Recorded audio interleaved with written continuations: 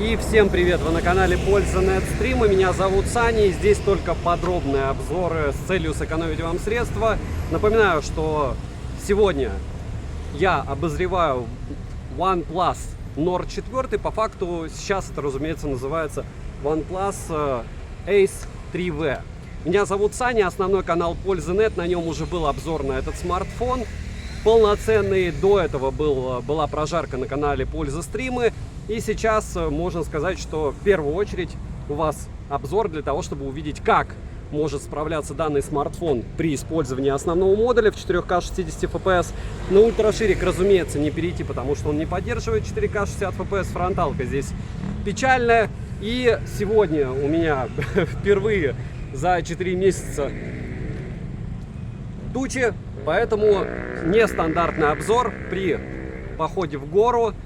Если хотите увидеть, как он стандартно, как и остальные смартфоны, которые я тестирую на данном канале, отрабатывает по основному модулю в лифте, то примеры съемки есть. При солнце то же самое, примеры съемки есть. Тем более этот смартфон я сравнивал с Honor 100 Pro отдельным обзором, плюс еще в обзоре с другим смартфоном его сравнивал. Я думаю, те, кто смотрит Turbo 3, помнят от Redmi.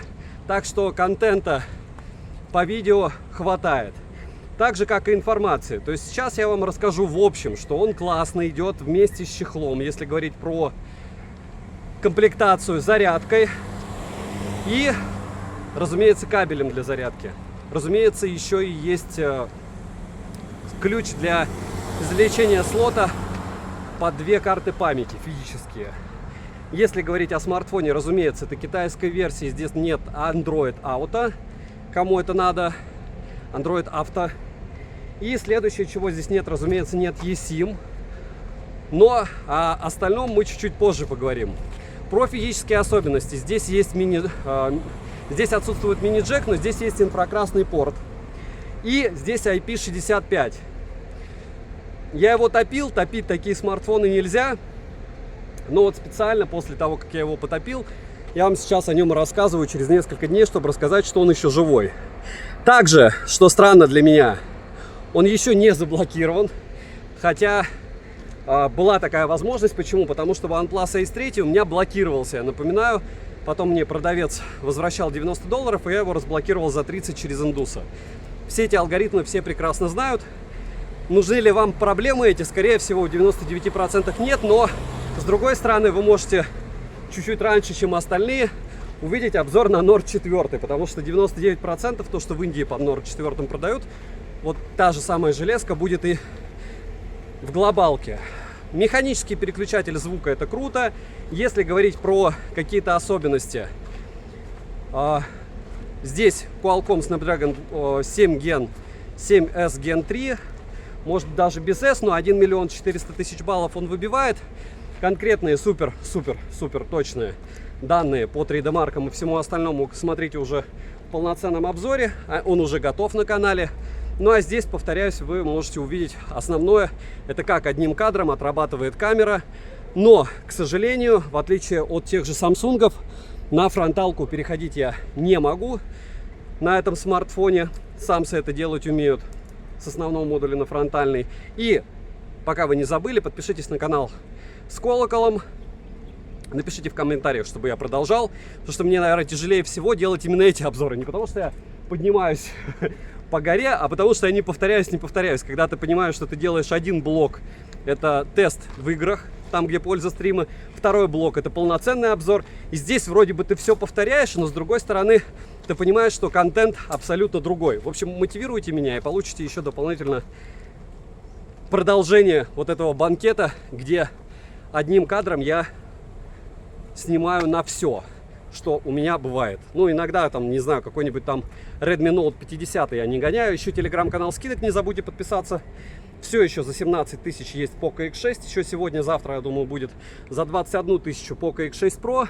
За 23 600 800 Redmi Note 13 Pro плюс 5G.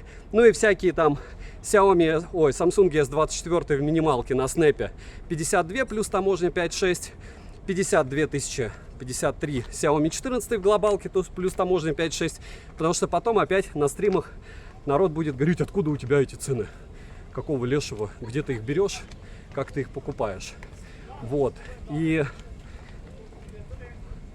также прошу вас вспомнить о том, что на канале есть записи стримов, которые я делаю довольно часто. На основном канале я буквально вчера делал стрим, посвященный 30 правилам выбора смартфонов. И хотя он был 2,5 часа, я реально понимаю, до какой степени он поверхностный. Плюс я там забыл про то, чтобы вы помнили, какой Type-C-шник вставлен, скорость передачи данных. Но говорю, если еще и это рассказывать, то, наверное, стрим бы был часов 10. Вот так можно будет снимать с этого смартфона с горы. Давайте прозумирую чуть-чуть ради интереса. Тремор у меня, разумеется, есть. Штатив без стабилизатора. Почти все со стабилизатором люди снимают. Ну, не здесь. Ну, кстати, вопрос по поводу движения. Но не будем мы об этом. Пройдусь еще чуть-чуть, чтобы посмотрели еще какие-то виды. И если говорить про вообще возможности этого смарта в плане процессора, то он чуть-чуть задушен. Это раз. Два, по яркости никакой космоса здесь нет. Пиковая яркость. Перейдем к экрану. Давайте, в общем, про железо сказали, а про процессор сказали. Он по мне даже разогнанный, учитывая баллы в Antutu. Внутренняя память, супер блеск, цвет, красота, UFS версии 4.0. То есть как железо, а в какой-то момент времени, вот я сейчас не скажу, сколько он стоит, потому что, скорее всего, 30-ку, но в какой-то момент времени Али делала цену у доллара 80 за 2 дня до распродажи. Эта железка стоила 26. Я вас успокою, я его покупал за 32. Видите, сразу спойлернул все. Ну и, соответственно, на 32 еще 1900 налог, на 26 получается где-то 600 рублей, по 150 рублей на 1000. По 150 рублей на 1000, хорошо, 600 посчитал вместо 900. В общем, около 1000 рублей нужно было бы платить налог, он бы выходил в 27. Так, я думаю, в реальности он будет выходить в 33. В китайской версии, в глобальной версии, скорее всего, будет выходить значительно дороже. Вроде бы за 44 уже его продают в глобалке, но это дичь. Это отбежал я. Хотя, с другой стороны, люди, которые будут его покупать, такие будут смотреть Супер Вибро, это факт. Неплохой звук, но хуже, чем у Honor, хотя Honor и дороже. И если говорить уже о каких-то вещах из разряда железа, реально топовая внутренняя память, UFS 4.0, Wi-Fi круче, чем Honor 100 Pro, кстати, стоял, Bluetooth, по-моему, 5.3. Ну, еще раз, смотрите полноценный обзор. Здесь я галопом по Европам. Для чего? Для того, чтобы вы примерно оценили, как это дело сможет снимать одним кадром и как у него будет отрабатывать микрофон. И если говорить о еще каких-то вещах у этой железки, то механический переключатель в 3 режимах, беззвучный звук и вибро — это вещь, прям вещь. Мне очень нравится. Может быть, кому-то она претит, допустим, те, кто покупают яблоки, у нас же уже кнопочка. Ну, кнопочка — это не тема. Вот переключатель еще и на 3 режима — это тема. Рамка, к сожалению, пластиковая. Перехожу к экрану. Плотность пикселей прям избыточная, 4,5 ppi, там 451. Разрешение можно менять. Чем ниже разрешение, тем больше энергоэффективность, то есть тем дольше он у вас будет жить, но разрешение меняется чуть-чуть. По поводу яркости я уже сказал, 700 с лишним люксов и 1300 люксов в пике — это мало. И экран не LTPO, то есть он идет не от 1 Гц, максимально герцовка 120 Гц. Если говорить про максимальную герцовку, как меня уже пожурили, ты столько лет делаешь обзоры на смартфоны и забыл, что чтобы получить 120 Гц в играх, нужно в настройках батареи поставить для каждой программы свою настройку. Но это дичь. Все равно я считаю, что любая железка, во всяком случае по поводу герцовки, должна активировать эту герцовку, как только вы выбираете не автоматически, а принудительные 120 Гц. И как только ты выбираешь принудительных 120 Гц, ты благополучным образом можешь уже расслабиться, а не выставлять везде сам. Но это отбежал я опять от спеков. В целом рамка пластиковая, экран сбрасывает яркость до 500 люксов в играх, смарт довольно сильно греется. Как он ведет себя в PUBG, смотрите в пользу стрима. Не все волшебно в New State, но лучше, чем у Honor 100 Pro. Опять же, по моему мнению, по моим ощущениям. Экран прямой, за что ему отдельный плюс. Если говорить про всякие фишки из разряда ощущений, ну, любят же продавать через ощущения, вот через ощущение, что это китайский дешман, при том довольно дешевый. То есть те люди, которые привыкли это дело носить без чехла, смартфоны, они рады по мне не будут. Возможно, вы из других людей, которые радуются от того, что у вас пластик в руках, но, с другой стороны, повторяюсь, 26 тысяч. То есть кто-то купил за 26 штук железку, которая по своим характеристикам, ну просто пушка, бомба, цвет, блеск, красота. IQ Neo 9 смотрит с грустью на нее и думает, да какого лешего. Кстати, лучше, чем IQ Neo 9 по спекам сейчас, хотя меня уже разнесли, что там вот это хуже, но по мне Z9 Ultra, по-моему, Z9 Ultra или тоже айкушка, Z9 Turbo. Ну, в общем, посмотрите, в ТГ скидок он тоже 26. Но, разумеется, OnePlus это прям вещь. Почему? Потому что вот эта вот штуковина у меня, она на ColorOS должна быть, видите, как я разошелся уже. Просто, если, наверное, никто не понимает смартов, вообще ничего не понимают из того, что я рассказываю. Но экран не LTPO, это не супер дорого, яркость не супер высокая, сенсор отрабатывает хорошо. Если говорить про недостатки, еще какие-то, помимо того, что нет 7 и 20 бенда, есть только 3 бенд, как мне многие пишут, у меня только 3 бенд, но ловит все отлично, а другой смартфон со всеми бендами ловит плохо. Почему?